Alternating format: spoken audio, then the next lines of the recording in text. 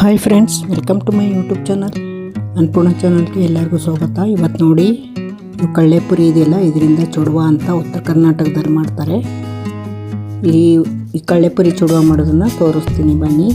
ನೋಡಿ, ಈ ಜೀರಿಗೆ ಸಾಸಿವೆ ಒಗ್ಗರಣೆಗಂತ ಇಟ್ಕೊಂಡಿದ್ದೀನಿ, ಕರಿಬೇವು ಕೂಡ ಇಟ್ಕೊಂಡಿದ್ದೀನಿ, ಬೆಳ್ಳುಳ್ಳಿ ಜಜ್ಜಿ ಇಟ್ಕೊಂಡಿದ್ದೀನಿ, ಇದು ಶೇಂಗಾ, ಸ್ವಲ್ಪ ಗೋಡಂಬಿ ಬಿಡಿಸಿಟ್ಕೊಂಡಿದ್ದೀನಿ. ನೋಡಿ, ಒಗ್ಗರಣೆ ಹಾಕಬೇಕು. ಒಂದು ಬಾಣಲೆ ಇಟ್ಟಿದ್ದೀನಿ, 1 ಟೇಬಲ್ ಸ್ಪೂನ್ ಆಯಿಲ್ ಹಾಕಬೇಕು.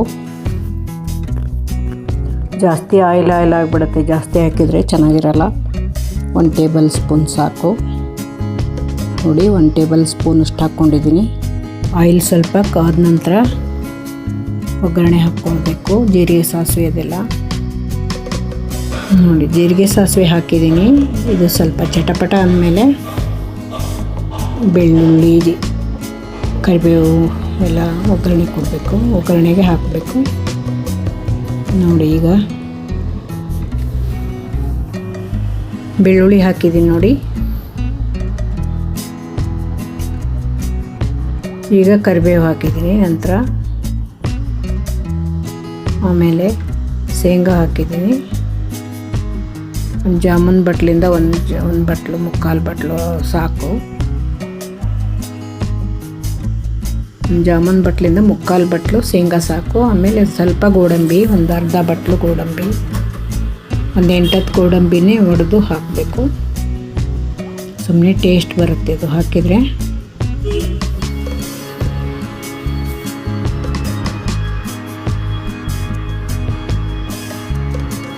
ನೋಡಿ, ಎಲ್ಲ ಚೆನ್ನಾಗಿ ಫ್ರೈ ಆಗಬೇಕು.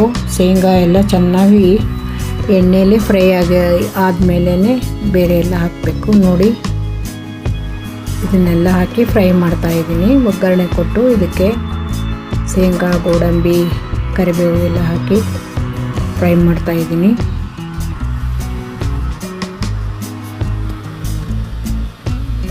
ನೋಡಿ, ಈಗ ಅರಿಶಿನ ಪುಡಿ ಹಾಕಿದೆ. ಸ್ವಲ್ಪನೇ ಹಾಕಬೇಕು, ಜಾಸ್ತಿ ಹಾಕಬಾರ್ದು.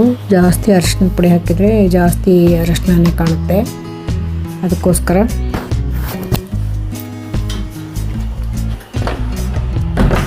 ಅರಿಶಿನ ಪುಡಿ ಹಾಕಿ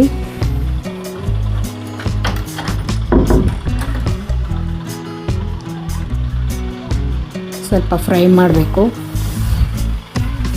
ಆ ಕಡೆ ಮನೆ ಕಟ್ತಾ ಇರೋದ್ರಿಂದ ತುಂಬ ಡಿಸ್ಟರ್ಬೆನ್ಸ್ ಇದೆ, ಅದಕ್ಕೋಸ್ಕರ ಬಾಗಿಲೆಲ್ಲ ಕ್ಲೋಸ್ ಮಾಡಿ ರೆಕಾರ್ಡ್ ಮಾಡ್ತಾಯಿದ್ದೀನಿ. ನೋಡಿ, ಚೆನ್ನಾಗಿ ಫ್ರೈ ಆಗ್ತಾಯಿದೆ. ನೋಡಿ, ಚೆನ್ನಾಗಿ ಹುರಿಬೇಕು ಶೇಂಗಾ ಎಲ್ಲ. ಆನಂತರ ಸ್ವಲ್ಪ ಸಾಲ್ಟ್ ಹಾಕಿದ್ದೀನಿ.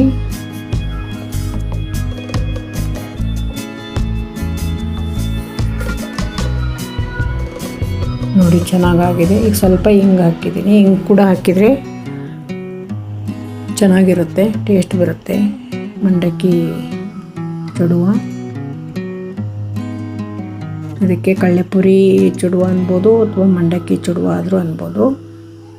ಆ ಕಡೆ ಉತ್ತರ ಕರ್ನಾಟಕದಲ್ಲೆಲ್ಲ ಇದಕ್ಕೆ ಮಂಡಕ್ಕಿ ಚುಡುವ ಅಂತಾರೆ.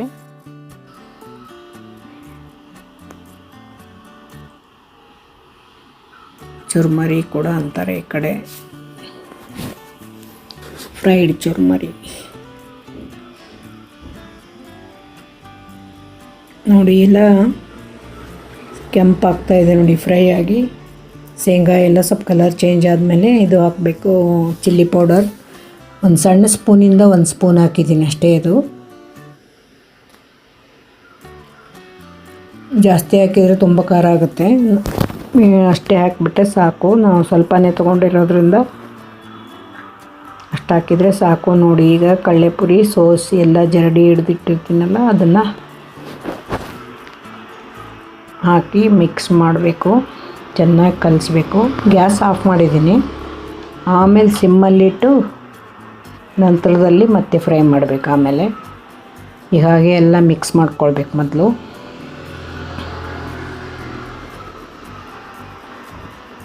ನೋಡಿ, ಅದು ಜರಡಿ ಎಲ್ಲ ಜಾತ್ರೆಯಲ್ಲೂ ಸಿಗುತ್ತೆ. ಅದು ಇಲ್ಲಿ ಹೆಸರುಘಟ್ಟ ಹತ್ರ ಮಾರಮ್ಮನ ಜಾತ್ರೆ ಆ ಕಡೆ ಇತ್ತು, ಅಲ್ಲಿ ತೊಗೊಂಡಿದ್ದೆ ನಾನು ಅದನ್ನು. ಸ್ವಲ್ಪ ಟೇಸ್ಟಿಗೆ ಸ್ವಲ್ಪ ಸಕ್ಕರೆ ಹಾಕಬೇಕು, ಒಂದು 1/4 ಸ್ಪೂನಷ್ಟು. ಒಂದು ಸುಮ್ಮನೆ ಸ್ವಲ್ಪ ಹಾಕಿದರೂ ನಡೆಯುತ್ತೆ, ಸಕ್ಕರೆ ಹಾಕಿದರೆ ಟೇಸ್ಟ್ ಬರುತ್ತೆ. ನೋಡಿ ಆದಮೇಲೆ ಚೆನ್ನಾಗಿ ಮಿಕ್ಸ್ ಆಯ್ತು. ನೋಡಿ ಈಗ ಶೇಂಗಾ ಎಲ್ಲ ಹೇಗೆ ಕಾಣಿಸ್ತಾ ಇದೆ, ಎಲ್ಲ ಚೆನ್ನಾಗಿ ಹುರಿದಿದೆ, ಫ್ರೈ ಆಗಿದೆ ಶೇಂಗಾ ಎಲ್ಲ. ನೋಡಿ ಕಡಲೆಪುರಿ ಚುಡುವ ರೆಡಿಯಾಗಿದೆ. ನೋಡಿ ಈಗ ಸಿಮ್ಮಲ್ಲಿಟ್ಟು ಇನ್ನೂ ಒಂದು 2 ನಿಮಿಷ 1 ನಿಮಿಷ 2 ನಿಮಿಷ ಫ್ರೈ ಮಾಡಿದರೆ ಸಾಕು. ಇನ್ನೂ ಸ್ವಲ್ಪ ಗರಿ ಗರಿ ಆಗುತ್ತೆ. ಜಾಸ್ತಿ ಹೈ ಇಡಬಾರ್ದು, ಸಿಮ್ಮಲ್ಲಿಟ್ಟರೆ ಏನು ಸೀದೋಗಲ್ಲ.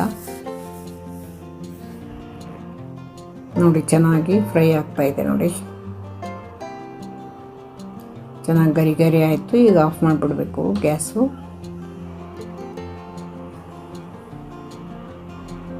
ನೋಡಿ ಗ್ಯಾಸ್ ಆಫ್ ಮಾಡಿದೆ ನಾನು. ಈ ಥರ ಮಾಡಿಟ್ರೆ ಮಕ್ಕಳು ಆಡ್ಕೊಂಡು ಬಂದು ತಿಂತಾರೆ, ಆಟ ಆಡ್ಕೊಂಡೇ ತಿಂದು ಖಾಲಿ ಮಾಡಿಬಿಡ್ತಾರೆ. ತುಂಬ ಚೆನ್ನಾಗಿರುತ್ತೆ ಟೇಸ್ಟು. ನಾವು ಕೂಡ ಸಾಯಂಕಾಲ ಟೈಮಿಗೆ ಕಾಫಿ ಟೀ ಕುಡಿತಾ ಇರ್ತೀವಲ್ಲ, ಆವಾಗ ಒಂದು ಸ್ವಲ್ಪ ಪ್ಲೇಟಲ್ಲಿ ಹಾಕ್ಕೊಂಡು ತಿಂದು ಆಮೇಲೆ ಕಾಫಿ ಟೀ ಕುಡಿದ್ರೆ ತುಂಬ ಚೆನ್ನಾಗಿರುತ್ತೆ. ಆ ಕಡೆ ಊರಲ್ಲೆಲ್ಲ ಉತ್ತರ ಕರ್ನಾಟಕದೆಲ್ಲ ಮಾಮೂಲಿ ಇದು. ಸಾಯಂಕಾಲದ ಹೊತ್ತಿನಲ್ಲಿ ಕಾಫಿ ಟೀ ಕುಡಿಯುವಾಗ ಕಡಲೆಪುರಿ ಒಂದು ಪ್ಲೇಟಲ್ಲಿ ಹಾಕ್ಕೊಂಡು ತಿಂತಾರೆ. ಮಕ್ಕಳು ಕೂಡ ತಿಂತಾ ಇರ್ತಾರೆ, ತುಂಬ ಇಷ್ಟಪಟ್ಟು ತಿಂತಾರೆ ಆ ಕಡೆ ಎಲ್ಲ.